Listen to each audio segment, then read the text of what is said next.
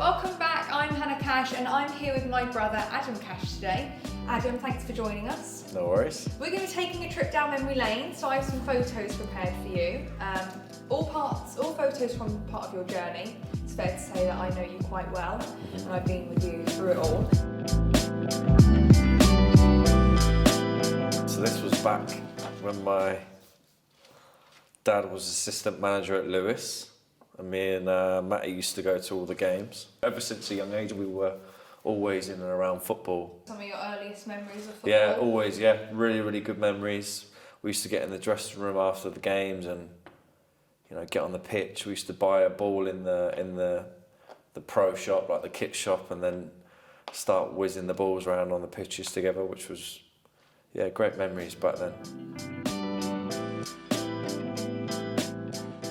Tell us what you think that is.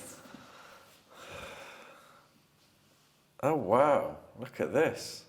Yeah, they're not too bad, are they? So you Turning, C. Yeah, Shielding, there's no A's C. though, there's no A's. No A's, yeah, I wasn't that good. But you did spend a lot of your childhood alongside Matthew at Wickham, but you actually got released. Yeah. So tell everyone a bit about that. Yeah, so I got released at 14, I think. Was in the academy system from a very young age, was sort of like chewed up and spit out, I guess, went from different place to place. But Wickham was my longest stint, and then I got released at 14. A lot of kids who come to Football Icon have either been released from pro clubs or been told no, which you were at their age. What do you tell them? Because you've been in that, you've experienced that, you've been in their Still position. young, you know, you're still so young, and there's so many kids that come to me now, not so much kids, but parents as well, and they say, you know, what can we do to get, you know, my little boy into a club? I'm like, just enjoy it, you know, enjoy the process, relax, you know, let him have fun, let him play. Well, this is the next picture. God, I look young there, don't I? That one. God, wow. Don't know where my teeth have gone. Right, there as well, yeah. So. No, that was when I was at Fab Academy, so that was in my third year scholarship. So I did so when I left Marlow, I was there from the age of 15, 16, obviously had great days there, and then I got to a point where I was like, all right, what am I going to do now? And I didn't want to go back into school, I didn't want to do sixth form, so I wanted just to get out there and go and play football. I did a 2-year scholarship, and this one was actually in my third year, and then I started to sort of learn my trade a little bit. Was this the first time you took an interest in coaching? Yeah, definitely. Yeah, definitely, 1,000,000%, because look, I mean, as much as I wanted to be a footballer, I knew I was half decent, but I wasn't going to be like a top footballer. And I think what's the next best thing to playing, and in my opinion, it's coaching. If you compare yourself as a coach then to where you are now, what are the biggest differences? Obviously, experience for one. I think I'd like to think I'm a lot more experienced in the game and my understanding of football, but also players and parents, man management, I guess, has improved. This was my first game in Conference South football against Bath. We actually won 1-0 that day. That was with Nicky Ball at Margate. Good times then. I obviously was fully fit. I didn't have any problems with my knees there. So you were developing as a coach at Fab, and then you were travelling and developing as a player. Yeah. So you played a lot of non-league football at Margate, Leatherhead, Hayes, which we are today. Yeah, we're here, yeah. Northwood. How was that whole experience? You went from club to club. What did you learn? Yeah, I mean, I started at Hayes when I was younger. When I was like 16, 17, I used to train with the first team and the reserves. I never played, but I just used to train. And then I went to Margate. Did okay there. And then had a spell at Margate, went on loan to Leatherhead, and that's where I had my first injury under Jimmy Billard. So I was 9 games in and ruptured my left knee, my ACL in my knee. And then I had a year out, come back in, ruptured the same knee. And then I had 3 years out, come back and ruptured my right knee. So I didn't really have I'd say a successful playing career. It was an average career. You know, I played at a few clubs. I didn't have a lot of caps, had a few goals, surprisingly. It was okay.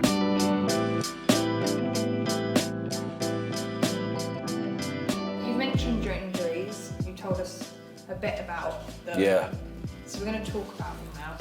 First in the operation, this was.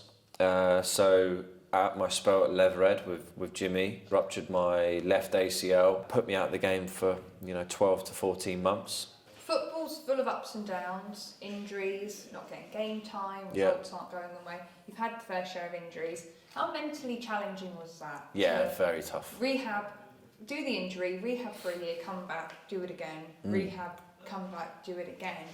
What were you telling yourself during those times? I don't remember. It was like it happened so quick. Even though it was like a 3-4 year spell, it just happened so fast. And how I got through it, I don't know. I think one thing that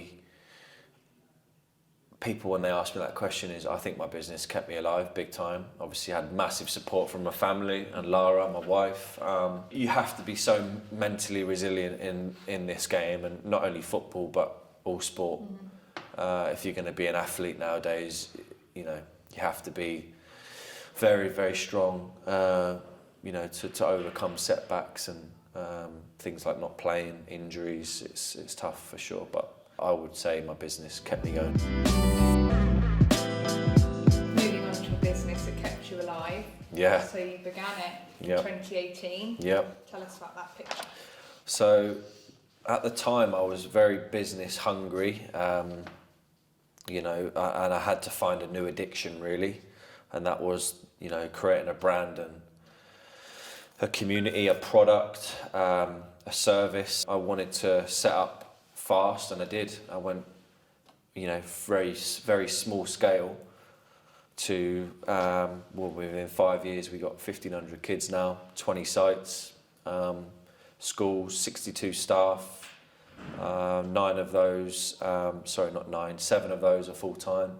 So it's that was my first bit of branding. Yeah.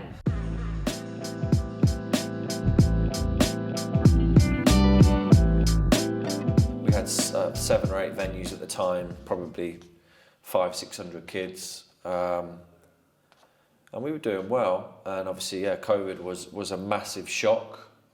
As I'm sure it was to everyone, and I had to make a decision quick, and I guess what I did straight away with the help of my team, and at the time I had a partner in Richard Lee. He was a business partner of mine, and we took everything online straight away. And that's what this picture is. Yes, this is in my living room. The place where you shouldn't be playing football, in the living room. I'll tell you a funny story as well. We actually ordered a sofa at the start, and because of lockdown and different bits and bobs, we didn't receive that sofa for 8 months. So you had no sofa in the living room, empty room. So it meant my living room was empty, which gave me a lot more space for me to do keepy uppies, and I need a lot of space to do keepy uppies and skills. So we actually got away with it. It sort of worked out really well. On from COVID, yeah. This is actually 2023. Tell us about this picture. So I ended up taking over Hayes and Yeading Football Club, which is where we are now. I took over the whole youth setup, and it now allows us to push, players that are, I would say, a little bit more ready and need that extra push into Hayes now. So how is this a two-way benefit? It's benefiting the players, but also benefiting the club. We revitalised the whole of the youth programme here. We were able to merge the players that we had at Football Icon and the players that were previously here at Hayes, and we've set up an academy that competes in the JPL.